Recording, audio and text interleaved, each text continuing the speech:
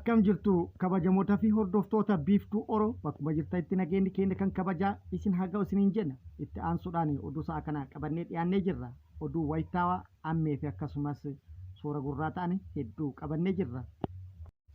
Isiniin geenna hanga dhuma sagantaa kanaatti nu wajjin tura. Kallattiimaan gara mata duree oduutti yeroo dabru oduun jalqabaa. Jawaar Mohammad muummicha ministeera Itoophiyaa irratti himannaa ni bana jedhee jira. Himannaa maaliif akka banu bal'ina oduu kana qabadhee jira. Guutuu oduu keessatti ni argattu. Oduun itti aanu pireezidaantiin Ameerikaa haaraa Doonaald Tiraamp sirna kakuu isaa irratti muummicha ministeera Itoophiyaa Abiy Ahmad dhiisee muummicha ministeera Itoophiyaa duraanii Hayilamaariyaam Dassaalenyi fi Dagguu Andaargaachoo affeeruun muummicha ministeera Itoophiyaa biratti rifaatuu fi aarii uumee jira. Guutuu oduu kanallee qabadhee jira. Oduun itti aanu Oromiyaa bakkoota garaagaratti lolli waraana bilisummaa Oromootii fi loltoota mootummaa gidduutti deemaa jiru cimee itti fufee jira. Lola bakkoota garaagaratti deemaa jiru kanaanis waraanni bilisummaa Oromoo injifannoo gurguddaa irratti argatu ifoomsee jira. Haleellaa isa hanga funyaan Finfinneetitti fuulla'uudhaan waraana mootummaa irratti raawwataa akka jiru odeeffannoon nu ga'e ibsee jira. Guutuu oduu kanallee qabadhee jira. Oduun itti aanu pireezidaantiin haaraa Ameerikaa Doonaald Tiraamp weelkam kaard yookaan immoo ispoonsara 1.5 gurmaa'uudhaan baqattoota ulaagaa baqattummaa guutaniin taasifamee gara Ameerikaatti imalchiisu baatii 4f ogguree jira. Guutuu oduu kanallee qabadhee jira. Guutuu oduu wajjin isin wajji ka turu ani Bariisoo Ganamooti na wajjin tura. Oduun itti aanu Jawaar Mohammad muummicha ministeera Itoophiyaa ni himadha jedhee jira.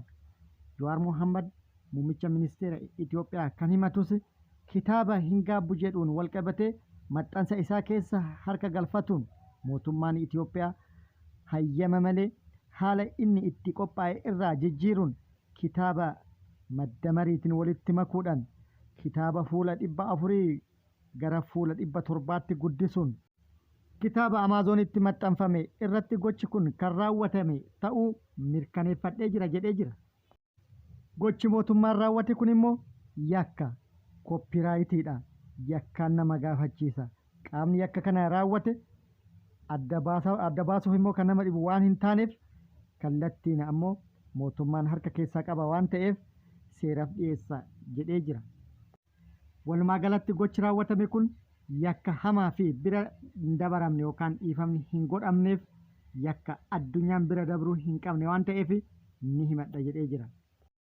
Oduun itti aanu pireezidaantiin Ameerikaa haaraan Doonaald Tiraamp sirna kakuu isaa irratti muummicha ministeera Itoophiyaa Abiy Ahmad dhiisee muummicha ministeera Itoophiyaa duraanii Hayilamaariyaam Dassaalenyi fi Dagguu Andaargaachoo affeeruun muummicha ministeera Itoophiyaa biratti aarii uumee jira.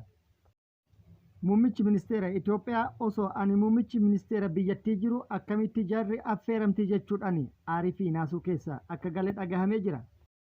Sirna kakuu isaa irratti namoonni lamaan affeeran malee muummichi ministeera duraanii obbo Hayilamaariyaam Dassaaleny osoo hin hirmaatin hafee jira.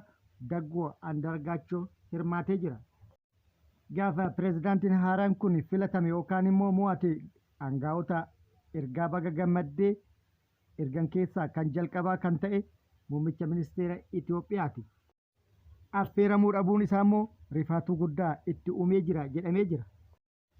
Sababni rifaatuu isallee gochoonni sarbamiinsa mirga namoomaa biyyattii keessatti waggoota 6 darban mootummaa kanaan raawwataman addunyaa kanarratti ta'anii kan hin beekne akka seenaa biyyattii tanattis baay'ee adda kataanii fi rifaasisoo kan ta'an irraa ta'uu kan ka'e Doonaald Tiraamp biratti immoo kunneen bakkee hin qaban waan ta'eef Doonaald Tiraamp faallaa mootummaa kanaa ta'ee gadi dhufuun isaa ammumarraa waan mul'ateef gochoonni biyyattii keessatti raawwatamaa turan kunneen immoo Tiraamp biratti deebii gahaa argachuu danda'an waan